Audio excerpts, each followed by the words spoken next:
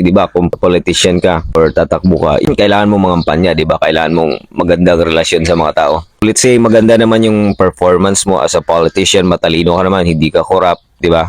But it's not enough for you to win in an election. Kailangan pumunta sa mga tao. Kailangan mong mag-develop ng public relations because actually magtatampo lalo yung mga kamag-anak mo, kilala mo. Kahit alam nila na matalino ka at capable ka, pero kapag hindi ka namamansin or wala kang connection sa mga tao as a politician, so most probably hindi ka nila iboboto. So for me, being a politician, similar with being a business owner. So if you are the CEO of your brand, of your company, or the owner, if you are the CEO or the face of your brand, your company, you have to maintain that public relations, connection sa mga tao. Hindi mo kailangang gumastos ng malaki. Especially kung nagsisimula ka pa lang at wala ka pang malaking capital as nagsa-start up ka pa lang or nag-start ka as a business owner. That's actually the good thing about this technology right now, social media, cellphone, and everything, AI. This that almost zero marginal cost of replication. You can actually do marketing. I-video mo lang yung sarili mo and hindi mo kailangan gumastos ng malaki